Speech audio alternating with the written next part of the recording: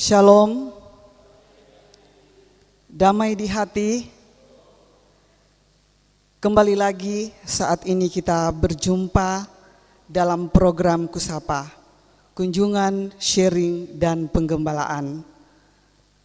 Saat ini kita akan memulaikan program Kusapa, tapi sebelumnya kita akan dengarkan bersama ucapan selamat datang, sekaligus akan membuka doa. Acara ini akan dibawakan oleh Ibu Penatua Dr. Randa Feranela Mahaganti MPD. Kepada Ibu disilahkan. Yang kami kasihi di dalam Tuhan kita Yesus Kristus, pembawa materi kita di saat ini, yang terkasih Bapak Pendeta Andrio Max Rio Awi Sarjana Teologi, yang kami kasihi Ketua Badan Pekerja Majelis Jemaat Gemim Betania Telentingkulu, Ibu Pendeta Dr. Tresya Tombokan, Bapak Ibu pelayan khusus dari kolom 1 sampai dengan kolom 25, dan juga sebagai pelaksana untuk program kunjungan sharing dan pengembalaan di saat ini, jemaat kolom 23. Tentunya kita patut menaikkan puji dan syukur kepada Tuhan, ya oleh karena kasih dan tuntunannya lah kepada kita semua, sehingga program kunjungan, sharing, dan penggembalaan di malam hari ini akan kita mulai. Untuk itu kepada kita semua kami mau mengucapkan selamat datang dan selamat mengikuti kegiatan Kusapa di saat ini. Dan kita akan memulai kegiatan ini. Untuk itu kita akan membuka dengan doa. Mari berdoa. Ya Tuhan Allah, Bapa kami di surga, pujian syukur selalu kami persembahkan kepadamu ya Tuhan. Ya oleh karena kasih dan tuntunanmu lah kepada kita semua, sehingga di saat ini Tuhan, kami boleh ada di tempat ini untuk kami akan melaksanakan kegiatan program Kusapa, kunjungan, sharing, dan penggembalaan.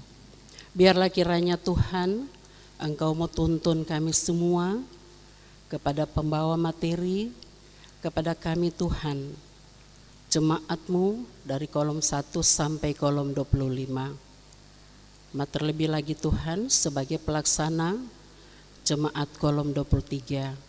Kiranya kasih dan setia Tuhan akan terus mengalir dalam kehidupan kami, agar kegiatan di saat ini boleh terlaksana dengan segala baik. Dan saat ini juga Tuhan, kami hendak membaca Alkitab. Kiranya Tuhan, Engkau mau membuka mata kami, agar kami boleh melihat, Engkau boleh membuka telinga kami, agar kami boleh mendengar. Hati dan pikiran kami Tuhan tidak akan melayang kemana-mana, kan tetapi Tuhan semuanya itu boleh tertuju untuk kami boleh mendengarkan firman-Mu. Oleh karena itu Tuhan, Engkau mau tuntun kami saat ini Bapa, hanya seturut dengan kehendak Tuhan sendiri. Berfirmanlah Tuhan, maka kami hamba-hamba-Mu telah sedia untuk mendengarkannya di dalam nama Tuhan kami Yesus Kristus. Amin. Terima kasih atas doa yang sudah dibawakan oleh Ibu Penatua. Dan saat ini kita akan masuk dalam materi yang akan dibawakan oleh Bapak Pendeta Andrio Awi STH. Dan saat ini kami serahkan kepada moderator yang akan dibawakan oleh Bapak Ferry Mandang SAB. Shalom, damai di hati. Saat ini kita akan mendengarkan materi yang akan dibawakan, yang terambil di dalam kitab Yesaya 52 ayatnya ke-13 hingga pasal 53 ayatnya yang ke-12. Dan pembacaan firman Tuhan ini akan dibawakan oleh Ibu Diaken Olvin Olha Lumentut. Dipersilahkan. Pembacaan kita terdapat di dalam Yesaya 52 ayatnya yang ke-13 hingga Yesaya 53 ayat yang ke-12. Hamba Tuhan yang menderita. Sesungguhnya hambaku akan berhasil, ia akan ditinggikan, disanjung, dan dimuliakan. Seperti banyak orang yang akan tertegun melihat dia, begitu buruk rupanya, bukan seperti manusia lagi. Dan tampaknya bukan seperti anak manusia lagi. Demikian ia akan membuat tercengang banyak bangsa.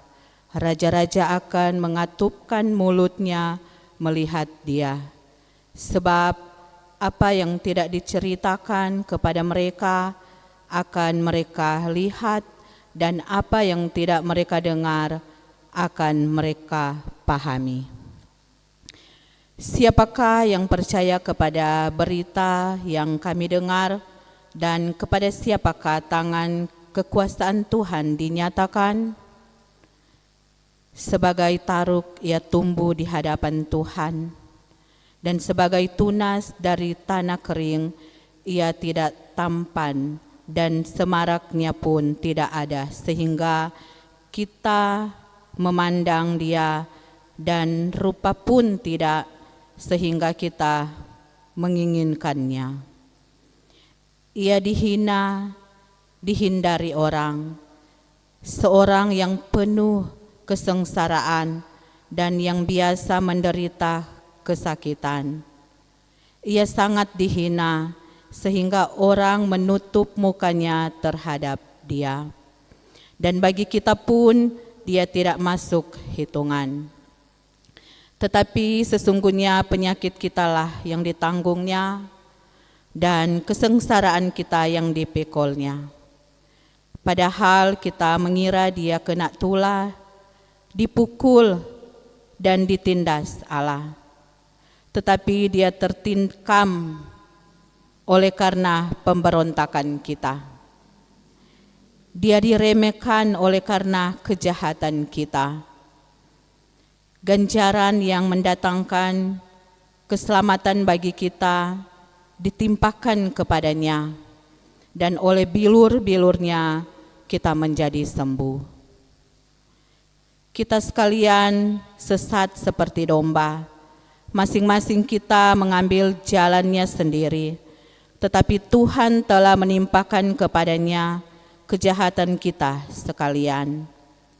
Dia dianiaya, tetapi dia membiarkan dirinya ditindas, dan tidak membuka mulutnya seperti anak domba yang dibawa ke pembantaian.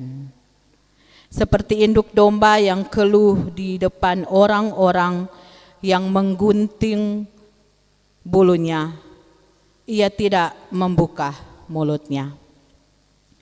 Sesungguhnya penahanan dan penghukuman ia terambil, dan tentang nasibnya siapakah yang memikirkannya? Sungguh ia terputus dari negeri orang-orang hidup, dan karena pemberontakan umatku ia kena tulah.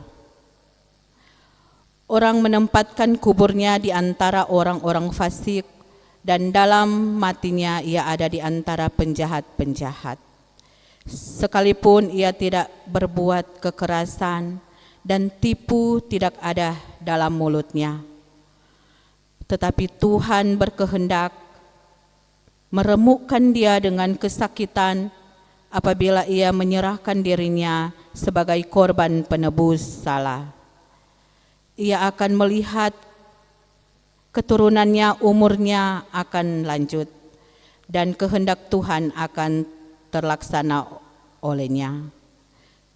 Sesudah kesusahan jiwanya, ia akan melihat terang dan menjadi puas. Dan hambaku itu sebagai orang yang benar akan membenarkan banyak orang oleh hikmat-Nya, dan kejahatan mereka Dia pikul. Sebab itu aku akan membagikan kepadanya orang-orang benar sebagai rampasan, dan ia akan memperoleh orang-orang kuat sebagai jarahan, yaitu sebagai ganti karena ia telah menyerahkan nyawanya ke dalam maut, dan karena ia terhitung di antara pemberontak-pemberontak. Sekalipun ia menanggung dosa banyak orang dan berdoa untuk pemberontak-pemberontak.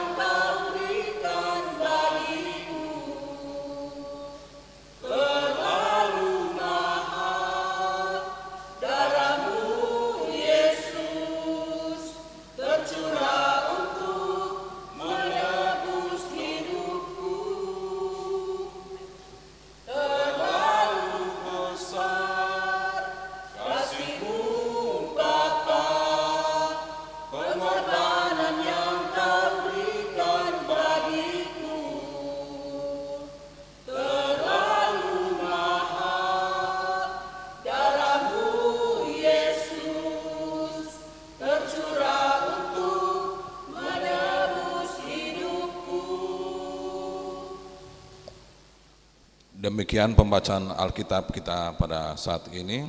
Sekarang kita akan masuk dalam pembahasan materi yang akan dibawakan oleh Bapak Pendeta Andrio Max Rio, Sarjana Teologi. Kepada Bapak Pendeta dipersilahkan.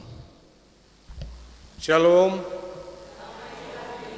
Puji Tuhan, kita boleh lagi diperkenankan Tuhan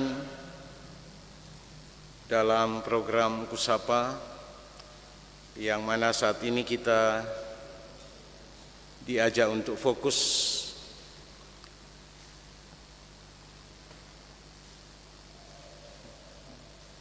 mengkaji perikop Yesaya 52 ayat 13 sampai pasal 53 ayat 12 yang oleh Lembaga Alkitab Indonesia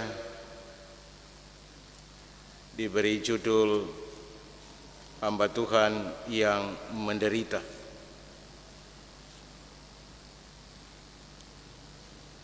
Saudara-saudara, berkaitan dengan bacaan ini telah dipilih sebagai tema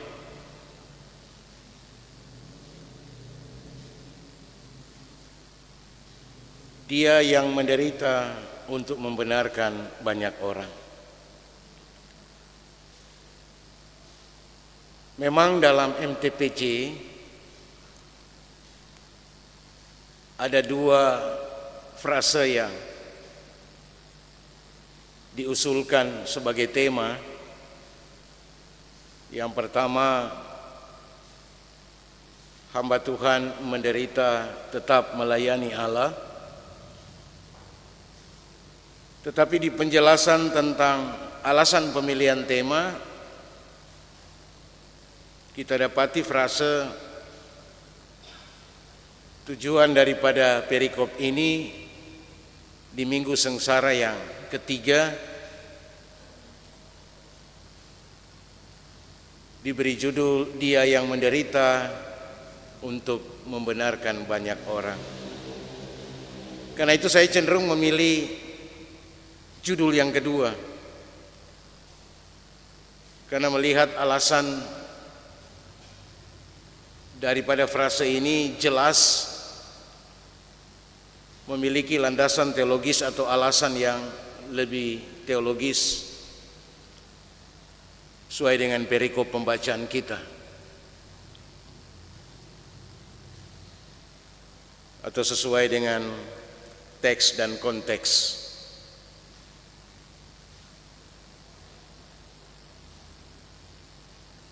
Kata dia adalah kata ganti orang ketiga tunggal yang menunjuk kepada sang hamba dalam perikop hamba Tuhan yang menderita ini.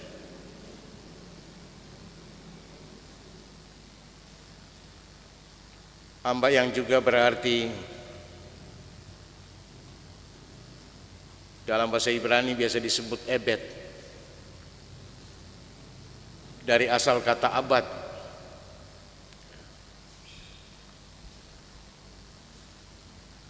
yang berarti melayani atau pelayan.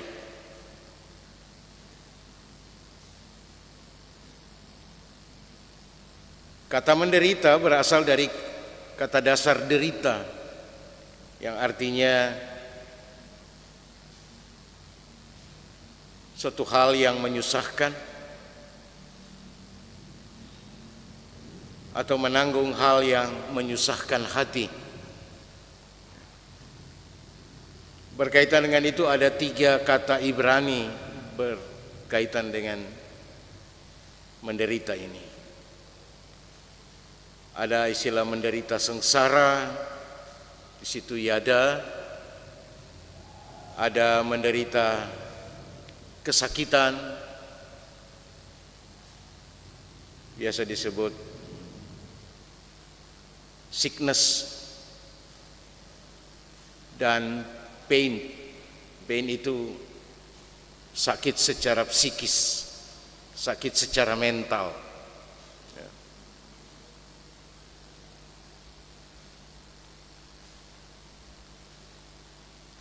Membenarkan menurut KBBI berarti meluruskan, membetulkan, memperbaiki. Tapi dalam konteks dan teks kita, pembenaran itu sangat berkaitan dengan seluruh isi perikop kita. Artinya pembenaran itu sesungguhnya memiliki nilai atau dasar teologis yang kuat sesuai dengan pembacaan kita.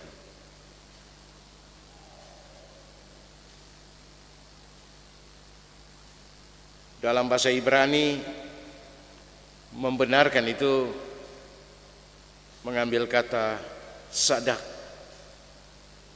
asal kata sadik, yaitu benar. Karena itu sadak berarti menyatakan benar atau menuntun orang kepada kebenaran. Dipulihkan ataupun menyelesaikan perkara dengan adil. Itu pengertian kebenaran, dibenarkan. Banyak orang yang dimaksudkan di sini adalah semua orang berdosa, para pendosa yang disebut-sebut dalam bacaan ini penjahat dan pemberontak-pemberontak. Secara keseluruhan tema ini mau menunjukkan bahwa hamba Tuhan yang menderita itu tujuannya adalah untuk membenarkan banyak orang. Bahkan dalam keseluruhan ayat 11 itu, ayat 10 dan 11 bahkan sampai 12 menyinggung tentang penebus salah atau korban penebus salah, menanggung dosa,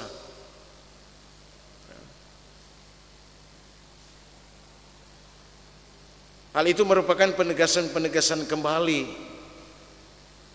dari ayat-ayat pertama sampai ayat yang ke-9.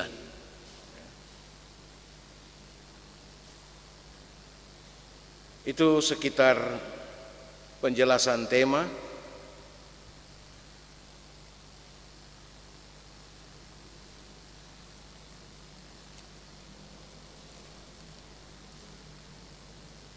Artinya tujuan dari semua penderitaan dan pengorbanan, bahkan kematian hamba Tuhan itu adalah untuk membenarkan banyak orang.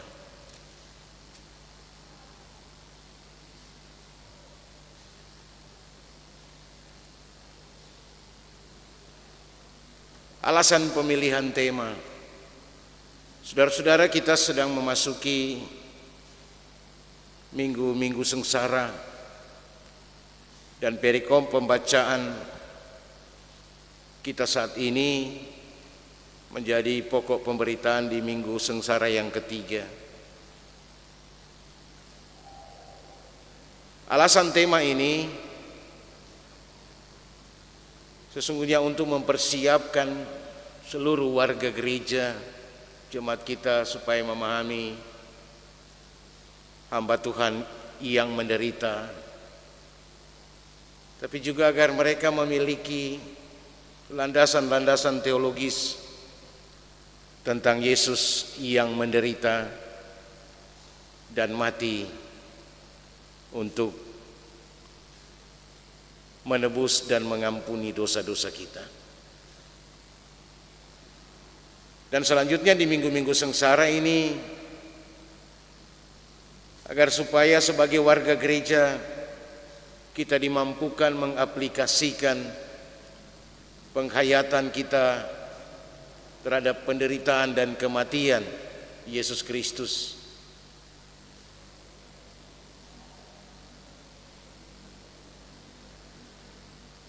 Dan sedapat mungkin bisa menempatkan seluruh persoalan, pergumulan, kesusahan, penderitaan, kesakitan yang kita hadapi sebagai panggilan iman untuk taat kepada kehendak Kristus.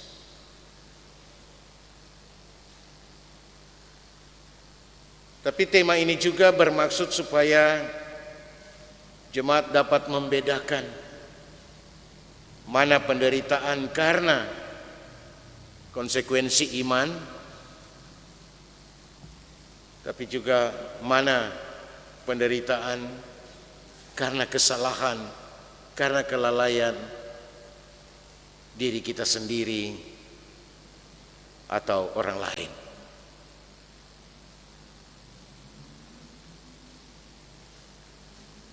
Sehingga kita tidak cepat-cepat menjadi hakim atau menghakimi sesama kita.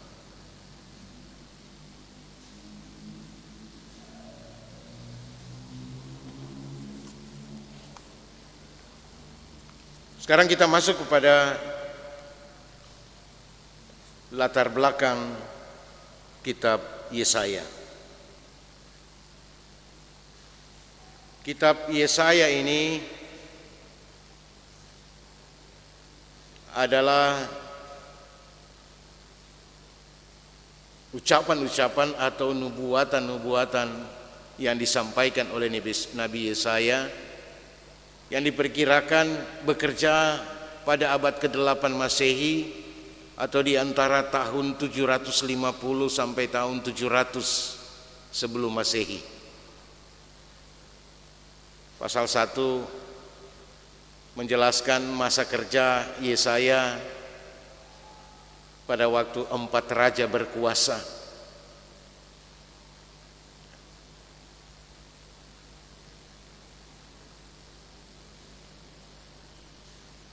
Dan itu diperkirakan selama kurun waktu 40 tahun.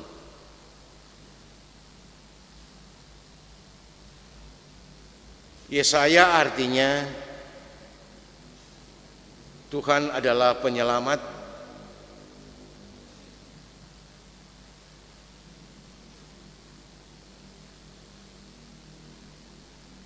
Dan sebenarnya Yesaya itu bernubuat di kerajaan Israel Selatan atau Yehuda. Pada saat itu bangkit kekaisaran Assyria atau Asyur yang menguasai Mesopotamia dan menaklukkan Israel Utara terlebih dahulu. Nah, Yesaya bekerja di Israel Selatan. Dia menyampaikan firman Tuhan, mengecam perilaku umat Israel, termasuk para raja.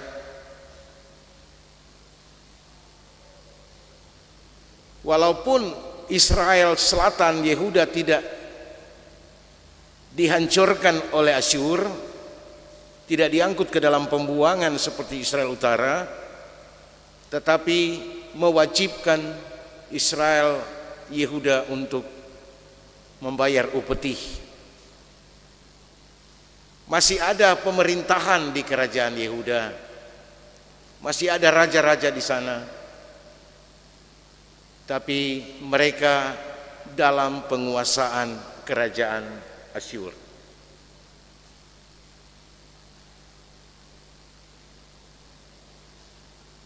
Nah, uniknya dalam kitab Yesaya kita menemukan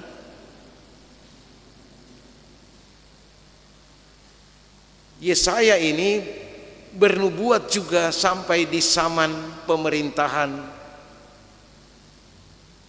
Babel menguasai Timur Tengah atau Mesopotamia.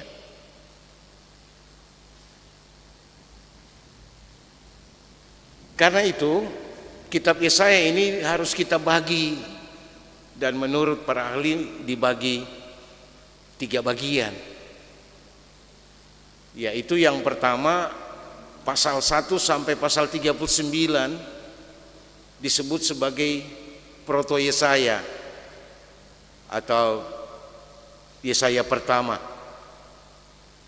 Baru yang berikut Deutero Yesaya, Yesaya kedua, pasal 40 sampai pasal 55. Yang ketiga yaitu Trito Yesaya, Yesaya ketiga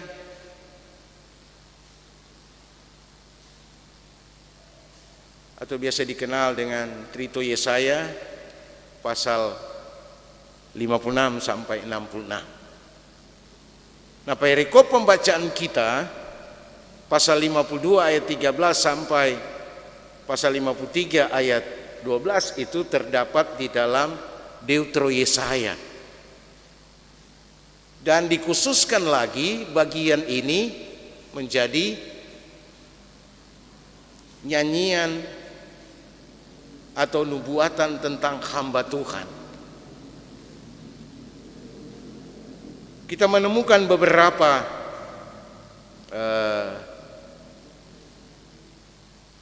nyanyian hamba Tuhan atau nubuatan hamba Tuhan, mulai dari pasal 42, pasal 49,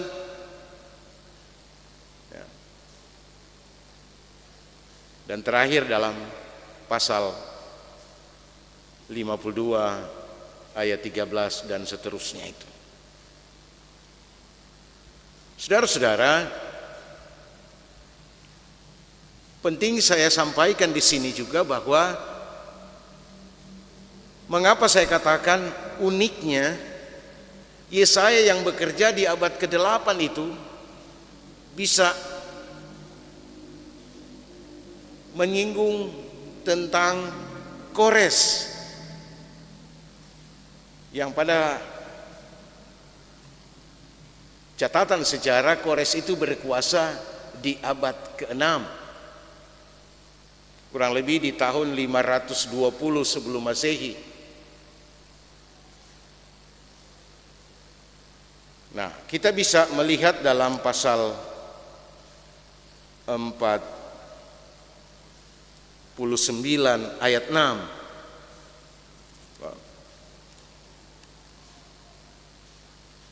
Pasal 49 ayat 6 itu Pasal 49 ayat 6 itu menyinggung tentang jangkauan daripada misi hamba Tuhan.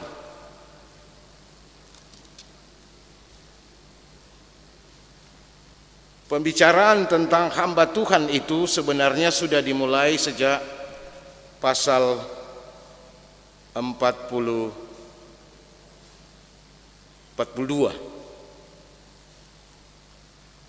Yang maksud saya pasal 45 ayat 1.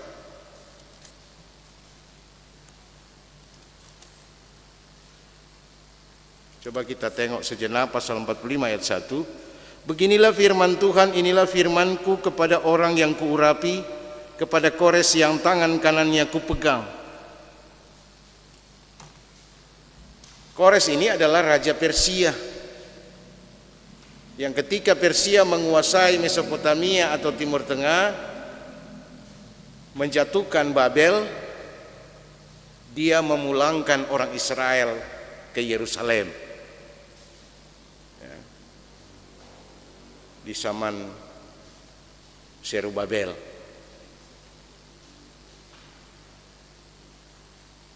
Yang saya maksudkan, kita harus memahami bahwa suara kenabian Yesaya juga dipakai oleh murid atau orang yang mengidolakan Nabi Yesaya untuk menempatkan juga situasi di zaman Kores, di zaman sesudah pembuangan itu sebagai bagian dari berita penyelamatan yang dijanjikan Allah kepada Israel di zaman Yesaya abad ke-8 itu. Sebab tidak mungkin Yesaya juga berbicara di abad ke-6. Dia hidup di tahun 700-an sekian. Tapi mengapa dia menyinggung tentang Kores di abad ke-6 atau di tahun 520-an? Kita tahu bersama kejatuhan Yerusalem terjadi di zaman Nebukadnezar tahun 587. Dan selama 70 tahun orang Israel ditawan di Babel. Jadi tahun 518 barulah mereka kembali ke Yerusalem ketika Kores berkuasa sebagai raja Persia. Karena itu Kores juga diidentikan sebagai hamba Tuhan, sebagai hamba Tuhan yang membebaskan umat Israel. Tetapi Tuhan juga menjanjikan hamba Tuhan, yaitu Mesias, untuk mengampuni umatnya. Di mata Tuhan, Israel telah menjadi hamba Tuhan yang gagal sebagai umat. Tetapi rencana Allah tidak pernah gagal. Karena itu Allah memakai hamba-hamba Tuhan. Termasuk di dalamnya juga dilihat oleh Yesaya atau Deutero Yesaya adalah Kores, raja Persia. Saudara-saudara, jadi sekali lagi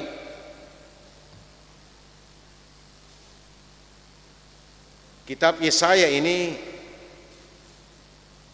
menjangkau dua masa kekaisaran yang menguasai Mesopotamia, dari masa Asyur sampai Babel bahkan Persia. Nah, karena itu tidak berarti kita meragukan apa yang disampaikan oleh Deutero Yesaya atau Trito Yesaya. Yang pasti mereka merefleksikan kembali suara Yesaya di zaman di mana para penulis ini berada. Berikut Mari kita masuk kepada eksegese atau pendalaman isi perikop bacaan ini.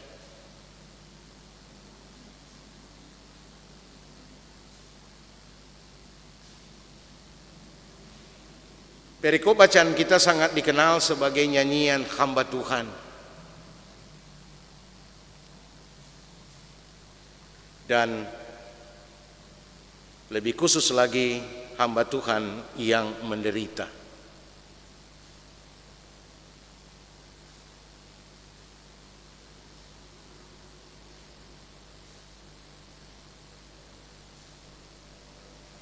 Untuk memudahkan kita memahami bagian ini, saya berusaha membuat pembagian pokok pikiran. Saya berusaha mencari referensi-referensi mana yang lebih memudahkan kita untuk memahaminya, yang juga saya istilahkan sebagai adegan-adegan, semacam kisah yang mau diungkapkan oleh penulis. Nah, bagian pertama ayat pasal 52 ayat 13 sampai 15 itu merupakan sebuah sebuah prolog, sebuah pendahuluan yang mau mengisahkan tentang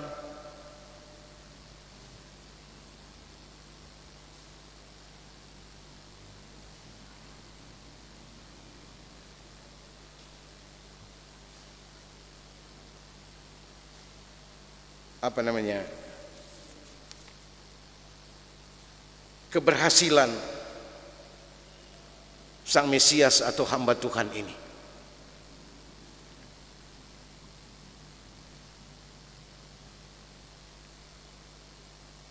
Nah, di sini disampaikan bahwa ia sebagai hamba Tuhan akan berhasil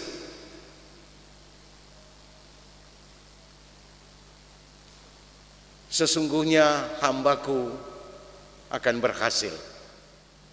Cuma disampaikan di situ ia akan ditinggikan, disanjung, dimuliakan.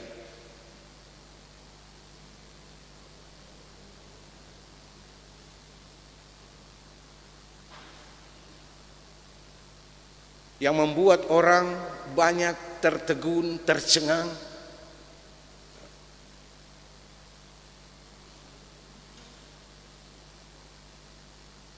Kita perhatikan bacaan kita dalam perikop 50 ayat 13 sampai 15 itu.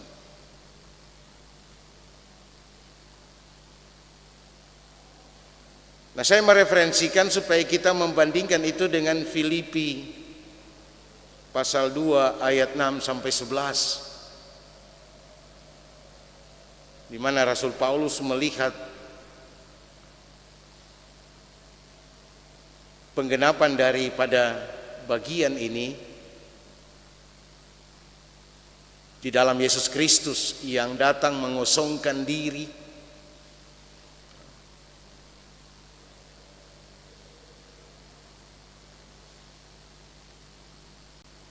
menjadi serupa dengan manusia.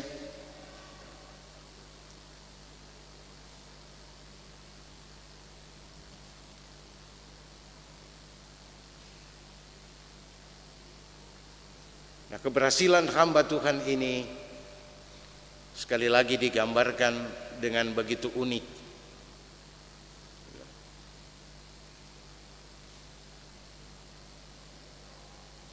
Ditinggikan, disanjung, dimuliakan, membuat orang tertegun, tercengang, karena apa yang mereka tidak pernah dengar, mereka lihat,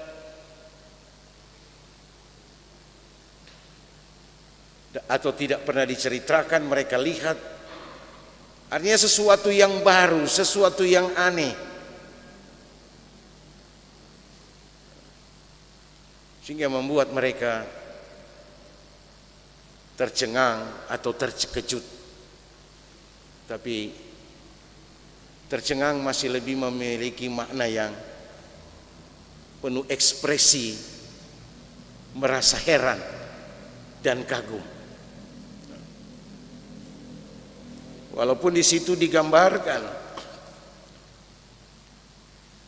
bagaimana sang hamba Tuhan itu nampak sebagai figur yang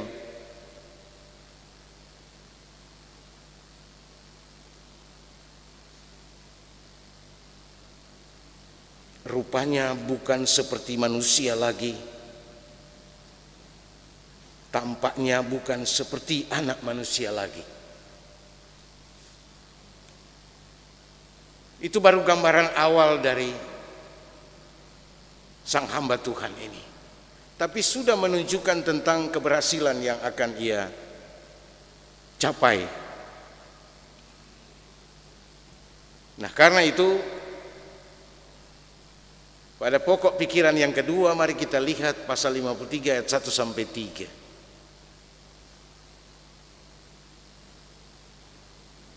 Di sini dideskripsikan tentang penderitaan hamba Tuhan itu.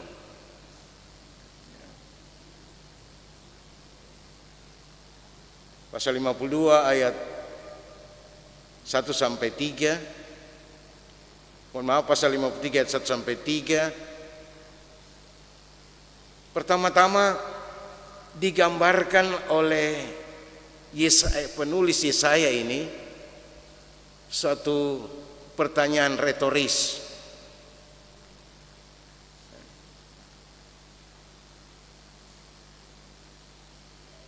Siapa yang percaya berita yang kami dengar? Kepada siapa tangan kekuasaan Tuhan dinyatakan? Ini semacam pertanyaan retorik. Pertanyaan yang mana pembaca pendengar mengerti isi jawabannya. Bahwa apa yang hendak dinyatakan oleh Allah melalui hamba Tuhan ini sebagai hal yang sulit diterima, yang sangat sulit untuk dipercaya. Orang Israel itu mengharapkan seorang Mesias, hamba Tuhan itu dengan penuh kegagahan, dengan penuh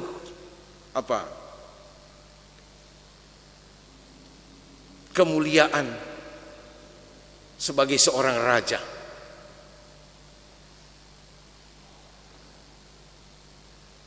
Tetapi apa yang dilihat, didengar oleh Yesaya,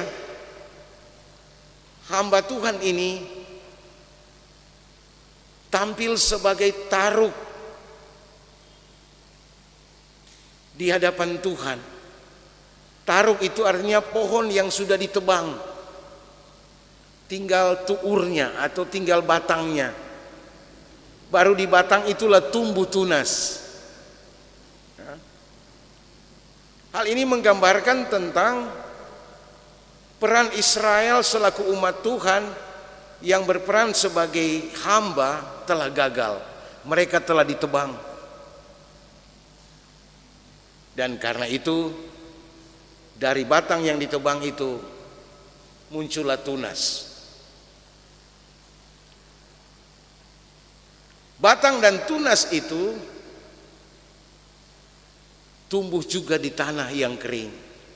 Tanah yang kering ini menggambarkan tentang suasana kehidupan manusia yang gersang secara spiritual, kering secara spiritual. Artinya kedatangan Sang Mesias hamba Tuhan ini digambarkan walaupun dia bertumbuh di hadapan Tuhan, tapi dia berada di tengah-tengah suasana yang kering. Dia berada di tengah kehidupan yang kering. yang tentu menggambarkan suasana yang tidak nyaman. Karena itu ini menjadi salah satu hal gambaran tentang sulit diterima, sulit dipercaya. Bahkan digambarkan selanjutnya dia tidak tampan dan tidak semarak. Tidak seperti yang diharapkan kebanyakan orang. Seorang tokoh yang gagah, yang menarik, yang punya nilai lebih. Paling tidak dia ada di atas rata-rata.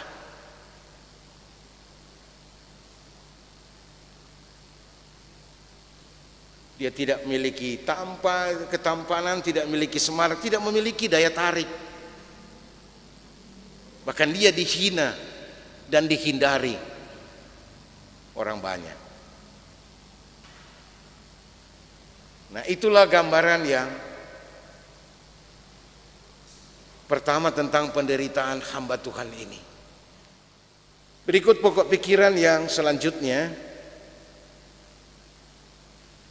pasal 53 ayatnya yang keempat sampai ayat 6. Pokok pikiran ini, adegan ketiga ini menggambarkan tentang tujuan dan makna penderitaan hamba Tuhan itu. Ternyata dia yang tidak semarak, dia yang tidak tampan, dia yang tumbuh di tanah kering itu, dia yang dihina dan dihindari orang itu, tujuannya adalah untuk menanggung penyakit dan kesengsaraan.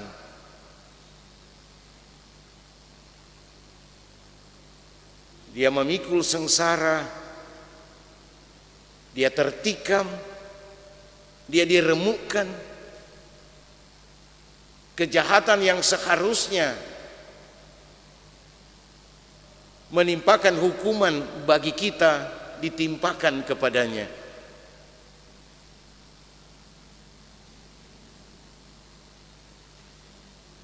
Ganjaran itu ternyata untuk mendatangkan keselamatan, dan oleh bilur-bilurnya kita disembuhkan. Kita yang sesungguhnya seperti domba yang sesat, yang mengambil jalan masing-masing,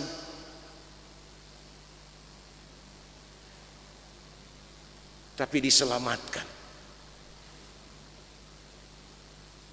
Jadi bagian ini menjelaskan tentang tujuan dari penderitaan itu sesungguhnya adalah untuk menyelamatkan. Pada ayat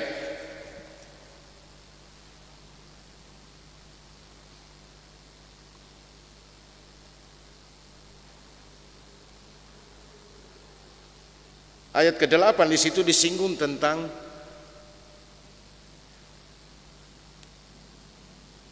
ayatnya yang ke-5 di situ disinggung tentang keselamatan.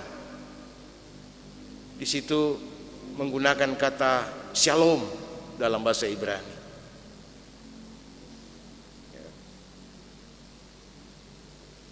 Ganjaran yang mendatangkan keselamatan ditimpakan kepadanya. Shalom artinya suatu kehidupan yang sejahtera secara menyeluruh. Kata kunci di situ harus kita simpan, yaitu tentang kata shalom atau keselamatan. Dan mari kita lanjut pada pokok pikiran yang berikut. Adegan yang keempat, yang mengisahkan tentang ketaatan dan kematian hamba Tuhan. Dia tidak hanya menderita, tapi sampai mati, terpisah dari kehidupan. Itu bisa kita lihat dalam ayat 7 sampai ayat yang ke-9.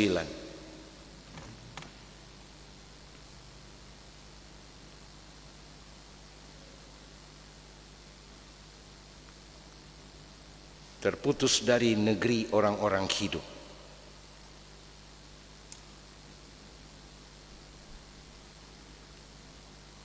Coba kita perhatikan. Itulah juga yang digambarkan kepada Yesus Kristus, taat sampai mati, bahkan mati di kayu salib. Ketaatan hamba Tuhan itu diperlihatkan dengan dia membiarkan dirinya ditindas.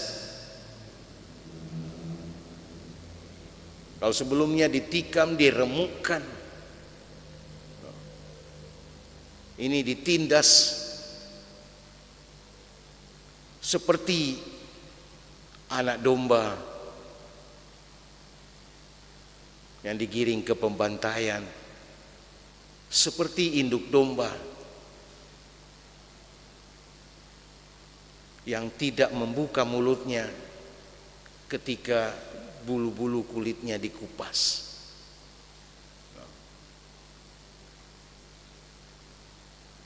Ketika anak domba itu dipersembahkan sebagai korban, ritual orang Israel, ritual umat Tuhan sebagai pengampunan dosa, penebusan salah itu, yang dijadikan korban adalah anak domba yang tidak bercacat. Maka di sini sudah mulai digambarkan lebih jelas lagi bahwa hamba Tuhan itu akan menjadi sebagai anak domba, korban penebusan salah.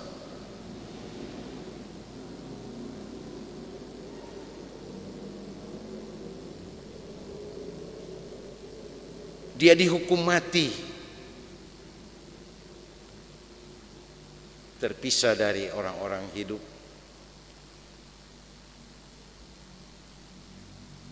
Di antara penjahat.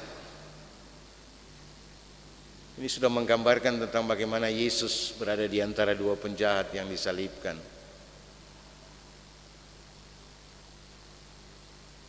Bahkan dikuburkan.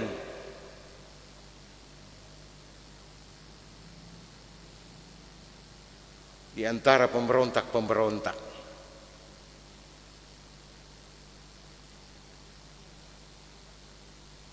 Walaupun kepadanya tidak ada kekerasan dan tipu.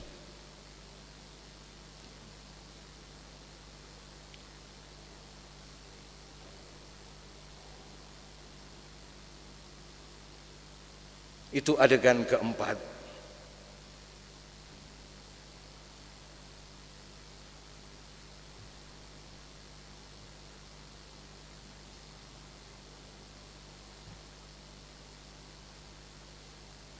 Adegan kelima ayat 10 sampai ayat 12.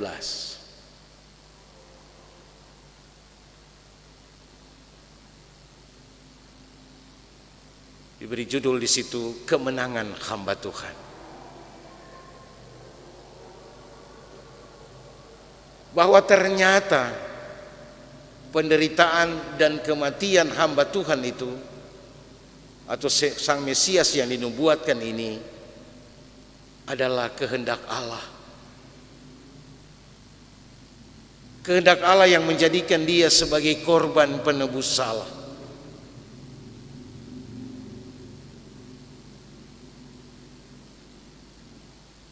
Dan karena itu ketika dia menyerahkan dirinya, penyerahan dirinya itu benar-benar menjadi korban, maka disitulah ia menang.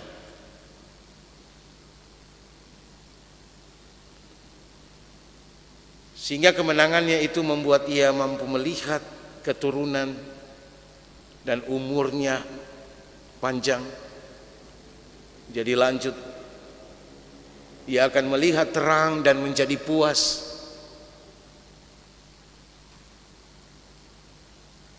Ia membenarkan banyak orang, yaitu orang pendosa. Tidak lain adalah seluruh umat manusia. Dan karena itu dia juga diberi kuasa, berkuasa atas semua manusia.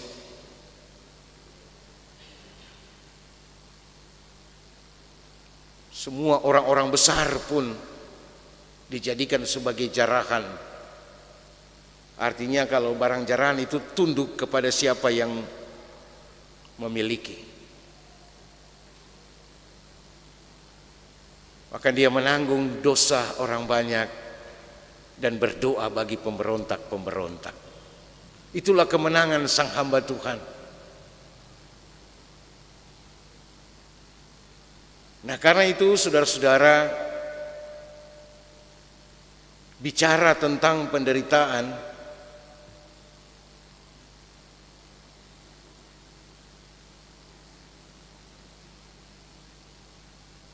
pasti setiap orang tidak mau menderita, menolak penderitaan, bahkan menganggap penderitaan sebagai musuh.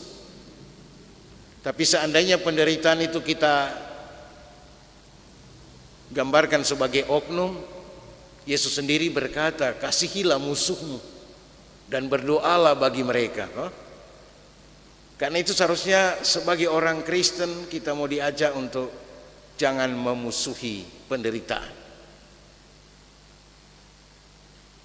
Penderitaan hamba Tuhan yang digambarkan dalam bacaan kita memperlihatkan bagaimana Allah merangkul dunia ini, Allah merangkul manusia, buatan tangannya itu melalui penderitaan.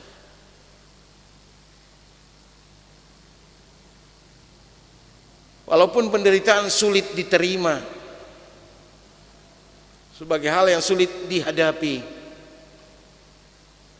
tapi itulah kita harus melihat juga penderitaan itu sebagai panggilan iman. Karena itu saya membuat semacam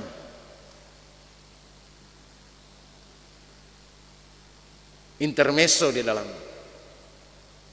PowerPoint ini supaya kita bisa melihat Daud pun sesungguhnya jauh sebelumnya sudah memperlihatkan karakter orang beriman.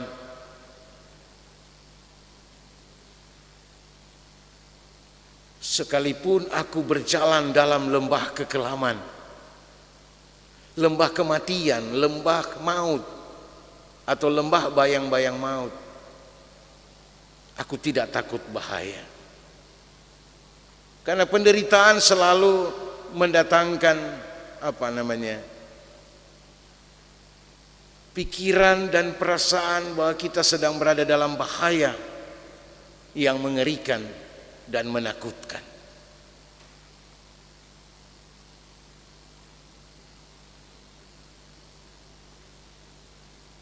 Tapi nyanyian Daud dalam Gembala yang Baik itu mau mengingatkan kita supaya jangan takut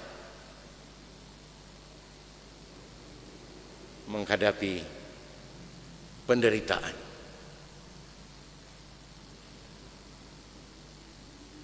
Oleh karena itu sebagai implikasi, mari kita maknai minggu-minggu sengsara ini dengan melihat bahwa nubuatan hamba Tuhan dalam Yesaya 52 ayat 13 sampai 53 ayat 12 itu telah digenapi oleh Tuhan kita Yesus Kristus. Para penginjil, rasul, baik itu Petrus maupun Paulus, melihat nubuat Yesaya ini digenapi di dalam Yesus Kristus.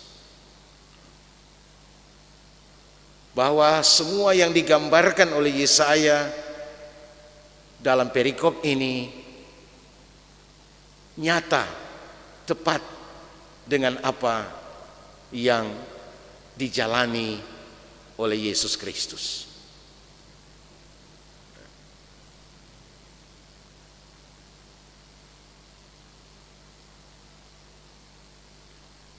Dan Ketika kita mengikut Yesus di jalan sengsaranya,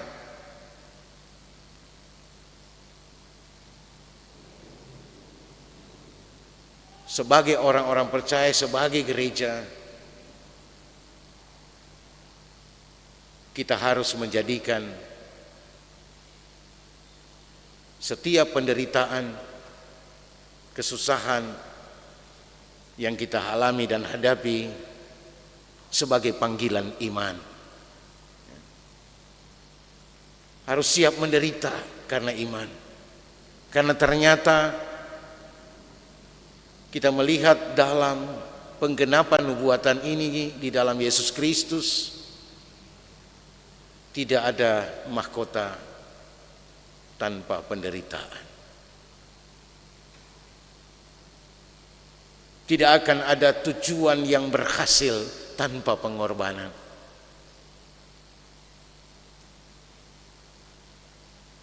Namun demikian kita juga diingatkan supaya jangan sampai penderitaan itu disebabkan oleh dosa kita atau kesalahan kita.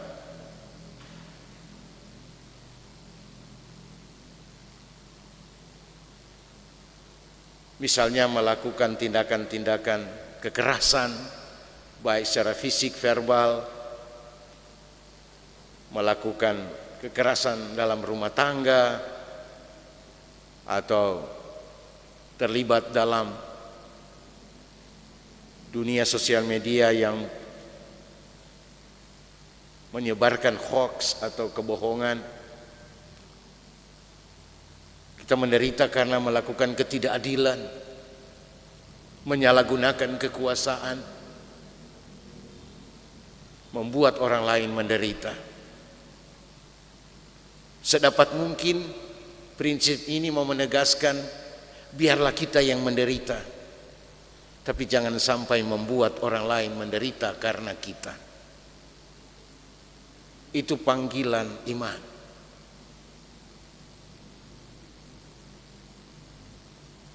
Saya kira inilah beberapa catatan yang bisa disampaikan terkait dengan perikop kita, hamba Tuhan yang menderita ini. Bahwa dia menderita untuk membenarkan banyak orang. Menunjuk kepada Yesus Kristus. Dia bukan hanya menderita tetapi juga mati untuk membenarkan kita. Kata membenarkan ini terkait dengan menebus dan mengampuni dosa-dosa kita.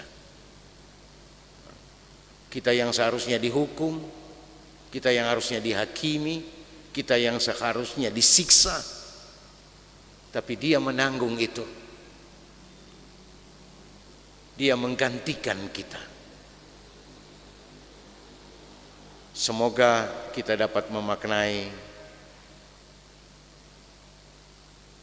tema ini dan siap atau bersedia menjadi hamba-hamba yang menderita. Tuhan kiranya menolong kita semua. Terima kasih.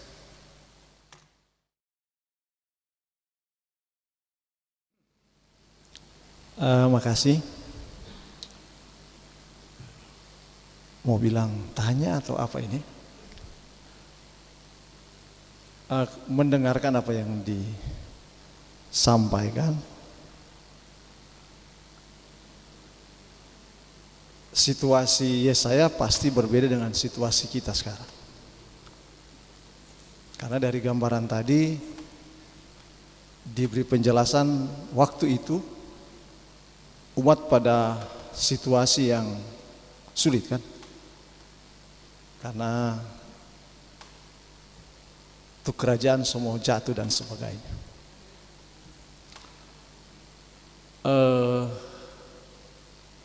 Memberi pemahaman kepada seseorang,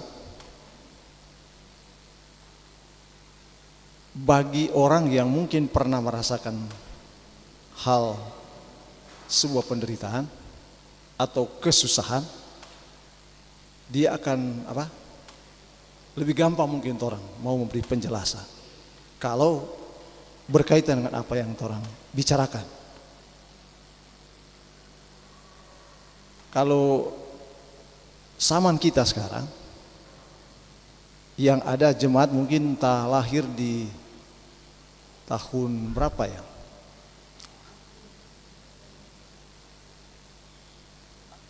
Mungkin 50-an masih ada kan? Atau sampai sekarang kan? Artinya situasi dan kondisi yang lahir di 50-an, 60-an, 70-an sampai 2000-an itu berbeda situasi dan kondisi. Nah, yang lahir di zaman-zaman lalu itu orang melihat dorang ketahanan menghadapi penderitaan lebih kuat mungkin dari orang sekarang. Karena situasi dan kondisi itu. Sementara orang sekarang ada pada situasi dan kondisi yang kalau boleh bilang menawarkan tentang kenyamanan. Artinya ini ada sebuah tantangan yang boleh bilang orang semakin sulit memberi pemahaman tentang penderitaan yang dialami oleh Kristus itu. Sehingga kita pikir-pikir tadi, kita mau tanya Pak Pendeta, bagaimana dalam kondisi orang sekarang dengan kenyamanan yang ditawarkan, kesenangan yang orang lihat, bahkan mungkin orang rasakan, orang akan memberi penjelasan tentang ini supaya jemaat betul-betul tahu bahwa ini pemaknaan Minggu Sengsara. Sehingga yang teraktualisasi itu seharusnya adalah sikap-sikap hidup yang memaknai itu. Karena kalau sekarang ya orang tidak bisa pungkiri toh, Minggu Sengsara orang ada pesta pora. Minggu Sengsara orang ada badansa dan sebagainya. Dan itu dilakukan oleh warga gereja, termasuk mungkin kita. Jadi bagaimana Pak ini? Karena saya melihat situasi itu. Nah, kemudian yang kedua, mohon maaf Pak Pendeta, kita mau tanya satu ini. Sepanjang pengalaman kerja pelayanan keluarga pendeta, kira-kira di situasi seperti apa kau merasakan tentang penderitaan itu? Mohon maaf kita tanya ini. Jadi mungkin berapa puluh tahun ini, kalau Pak Pendeta dan Ibu, di kota seperti ini yang kita rasa orang mengalami penderitaan dalam kerja pelayanan. Karena berkaca dari apa yang dilakukan oleh Kristus. Iya toh? Karena mohon maaf kita harus mengatakan ada pendeta yang dia minta ganti tampah. Ada kan seperti itu. So keluar SK, rupa-rupa ini boleh coba pindah. Begitu toh. Faktanya seperti itu. Tapi orang Pak Pendeta dan Ibu nyanda. Jadi mau tanya kalau kira-kira dalam situasi seperti apa waktu sepanjang kerja pelayanan ini? Mohon maaf dan makasih. Kalau tidak ada izin Pak Pendeta, saya yang mau bertanya. Jadi dengan tema yang ada pada saat ini, dia yang menderita untuk membenarkan banyak orang. Yang menjadi bahan pertanyaan ataupun yang minta tanggapan Pak Pendeta, bagaimana kita sebagai seorang beriman di dalam memaknai Minggu Sengsara ini, sikap ataupun tindakan kita yang bagaimana yang harus kita lakukan, karena di sini kan menderita untuk membenarkan banyak orang. Artinya kita banyak menderita atau mengalami pergumulan yang kondisi keadaan tidak mengenakan untuk kebaikan orang, membenarkan orang. Tetapi di zaman sekarang banyak penderitaan karena kondisi keadaan duniawi, boleh dikatakan begitu, mungkin ekonomi, sosial, pekerjaan dan lain-lain.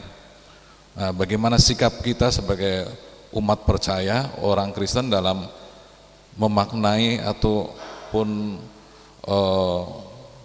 memberikan solusi bahwa kita harusnya jangan terlalu banyak menderita karena faktor duniawi saja, tapi menderita karena impact ataupun dampaknya untuk kebenaran orang. Sekarang kan banyak pergumulan ya sebagai umat Kristen karena masalah-masalah duniawi.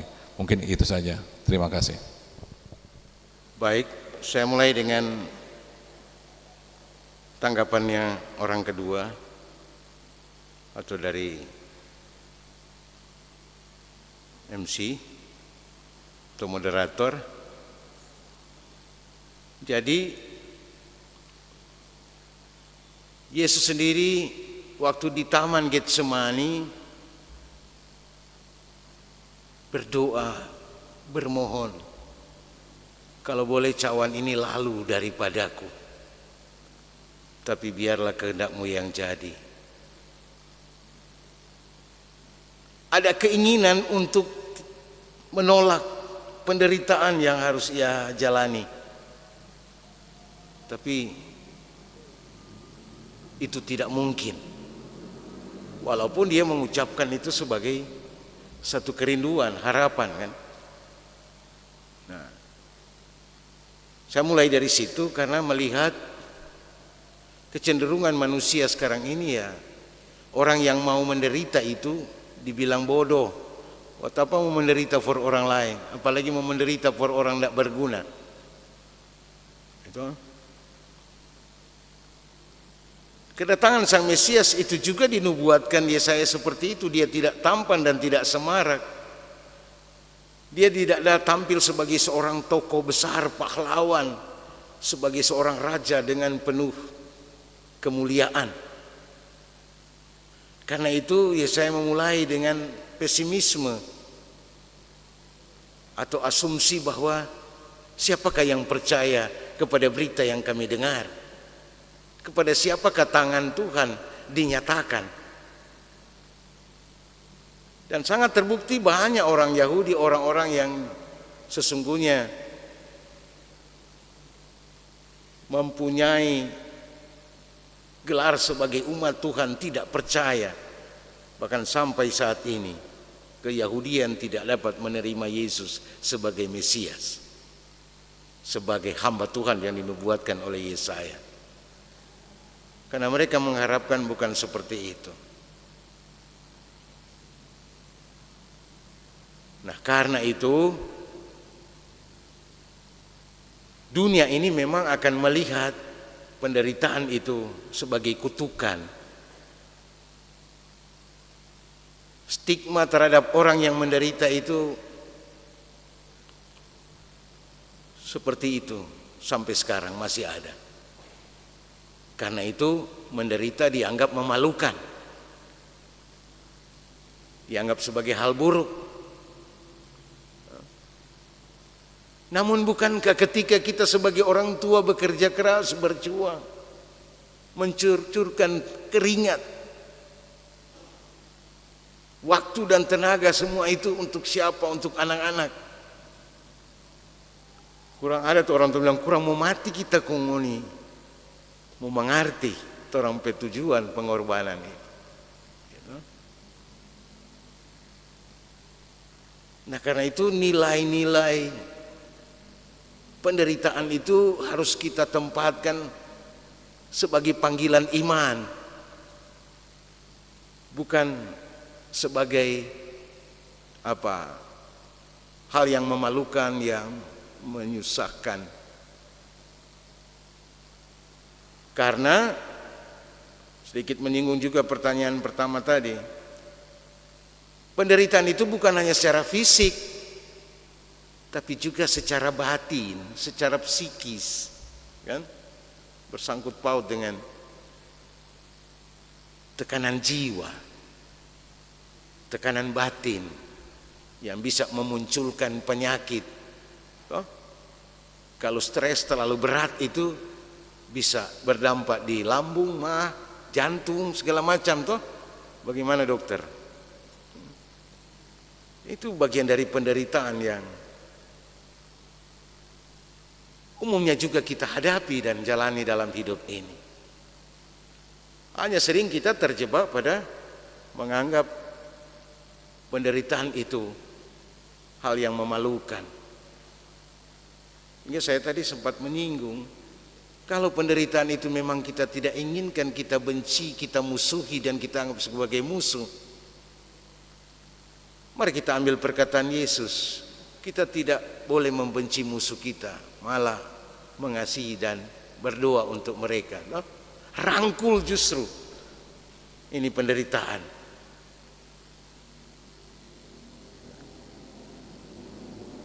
Kita harus berani berkata ya terhadap penderitaan dan kesusahan.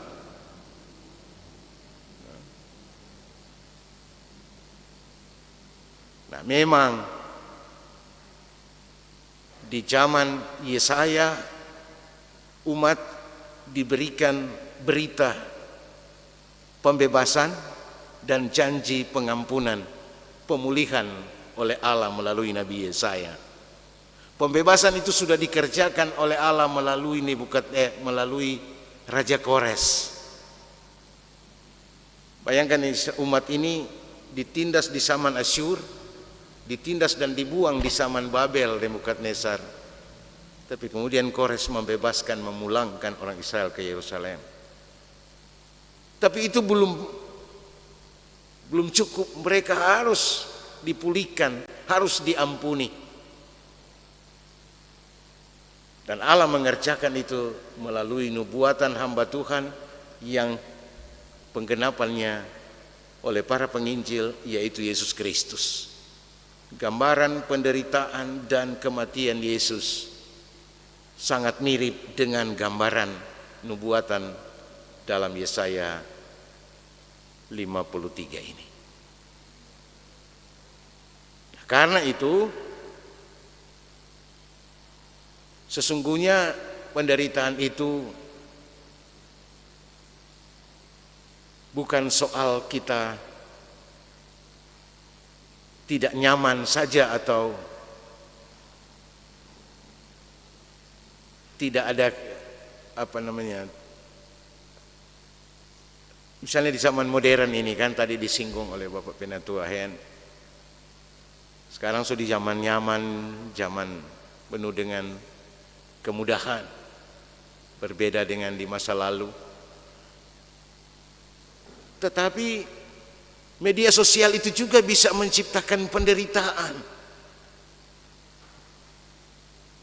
Penderitaan bagi anak-anak kita yang ketagihan HP, menangis merontak. Ini anak-anak masih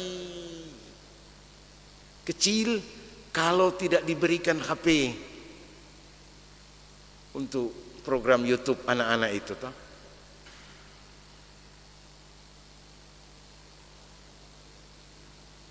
Nah, karena itu kita juga harus melihat bahaya perkembangan zaman dunia modern ini di soal media sosial. Bisa juga itu menjadi alat menyebarkan kabar bohong, menghina, memfitnah orang, menjatuhkan orang. Seperti itu. Jadi banyak hal dalam kenyataan, walaupun penuh kemudahan, sudah modern seperti ini, bisa menyebabkan penderitaan, pergaulan bebas. Dan bukankah juga penyakit bisa menjadi bagian dari penderitaan? Apalagi kalau sudah dicap mengidap penyakit yang tidak dapat disembuhkan. Misalnya kalau dia semacam kanker kan, atau HIV AIDS, ada yang membawa kita kepada penderitaan yang berkepanjangan. Nah, karena itu setiap kita punya pengalaman sendiri-sendiri tentang penderitaan ini. Kalau kita punya sikap bahwa penderitaan itu sebagai kenyataan yang harus kita terima dan hadapi dengan iman, kita tidak akan melihat itu sebagai penderitaan yang terlalu berat.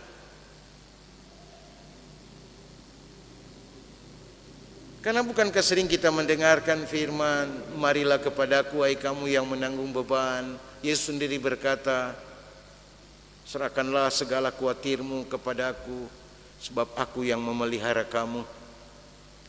Maka saya kira walaupun kita mengalami beban yang berat, menurut ukuran orang lain itu sangat berat, tapi bagi kita itu tidak menjadi terlalu hal yang memberatkan. Itu yang pertama. Artinya penderitaan itu tergantung persepsi kita. Apakah itu terkait dengan iman, maka pasti itu tidak akan menjadi terlalu berat bagi kita.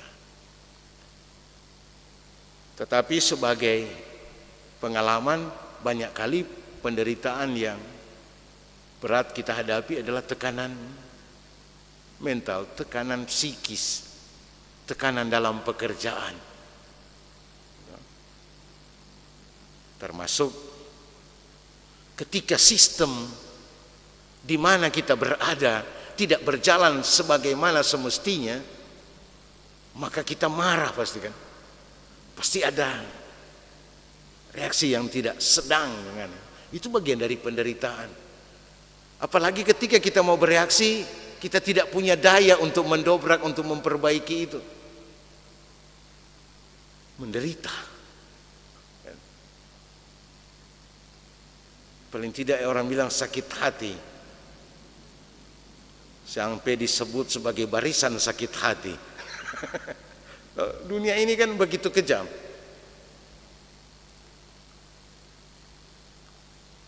Sehingga kita tidak mampu lagi melihat mana yang benar dan mana yang setengah benar.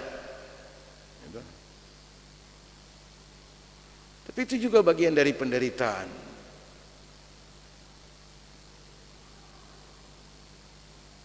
Bayangkan dia diremukkan. Yang diremukkan itu bukan cuma sekedar fisik, sehingga dia tidak lagi tampak sebagai manusia, tapi betul-betul dia hatinya itu diremukkan. Melihat berbagai bentuk ketidakadilan, berbagai bentuk persoalan dalam kehidupan bergereja, bermasyarakat ini, sebenarnya orang ini punya penderitaan yang luar biasa. Saya khawatir mereka yang tidak mampu melihat itu dan tidak mau menderita dengan soal itu. Jangan-jangan mereka bukan lagi berisi hati buatan Tuhan, tapi hati buatan iblis yang lebih senang melihat orang menderita. Kan? Nah ini, karena itu saya tidak mau terlalu detail tentang masalah yang konkret disebutkan tadi, tapi paling tidak itu menyangkut sistem yang saya maksudkan. Kalau ada sistem yang tidak berjalan sebagaimana mestinya, maka ini perlu orang-orang yang sedia menderita untuk memikul itu. Nah, bisa saja ada orang yang itu urusan mereka dengan Tuhan. Kalau itu dalam pemikiran mereka, ini orang-orang yang sanggup memikul penderitaan, biarkanlah mereka terus-menerus seperti itu. Nah, ini dorang petanggungan dan Tuhan itu. Nah. Tapi kalau itu harus kita terima, jalani saja. Karena sekalipun aku berjalan dalam lembah kekelaman, aku tidak takut bahaya, karena Engkau besertaku. Karena kita melayani Tuhan, bukan melayani sistem. Kan? Sistem itu cuma alat.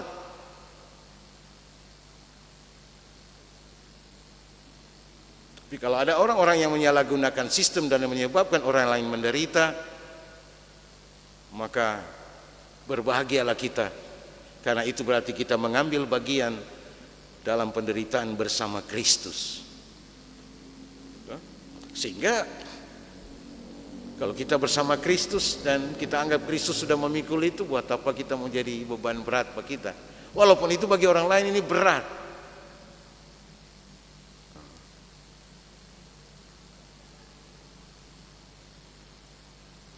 Nah, itulah kira-kira yang bisa saya sampaikan. Mungkin masih ada pertanyaan-pertanyaan lain yang lebih menggigit sebenarnya perikop kita ini.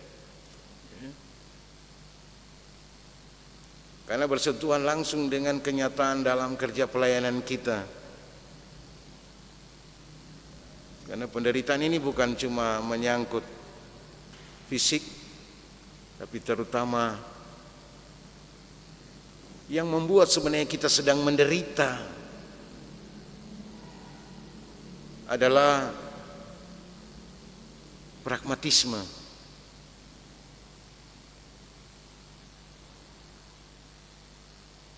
Orang lebih mudah mengambil jalan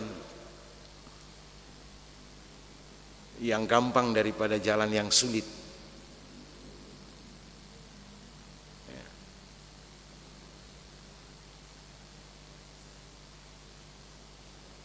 Dan itu sangat nyata dalam pelayanan maupun dalam kemasyarakatan.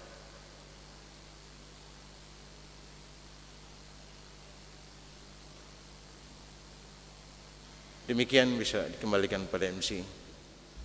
Demikian sesi diskusi kita telah selesai dan diucapkan terima kasih kepada pemateri kita saat ini, Bapak Pendeta Andrio Max Rio Awi Sarjana Teologia dalam keluarga Awi Tombokan.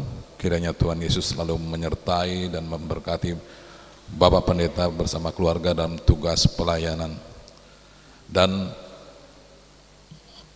kepada kami juga sebagai jemaat ataupun audiens yang hadir, agar kita dapat lebih memahami lagi akan pembahasan firman Tuhan ini. Selanjutnya saya kembalikan kepada MC. Jemaat yang dikasihi Tuhan, saat ini kita akan menutup program Kusapa dengan doa yang akan dibawakan oleh Bapak Stephen Lumentut. Kepada Bapak disilakan. Jemaat sekalian, mari kita berdoa. Pujian dan syukur kami persembahkan kepadamu Bapa di surga. Engkau baik, sungguh baik dalam kehidupan kami. Terima kasih Tuhan, terima kasih karena Engkau sudah menyertai, memimpin akan acara kunjungan sharing dan pengembalaan pada saat ini, sehingga semuanya sudah terlaksana dengan segala baik. Saat ini Tuhan, kami berdoa buat Pendeta Bapak Andrio Awi Sarjana Teologia yang sudah memberikan materi pada saat ini. Kiranya Engkau kembalikan berkat kepada Pak Pendeta, berkati tugas kerja, dan berkati seisi keluarga. Terima kasih Tuhan. Kami juga berdoa buat kami yang hadir pada malam hari ini, kiranya juga Engkau kembalikan berkat kepada kami.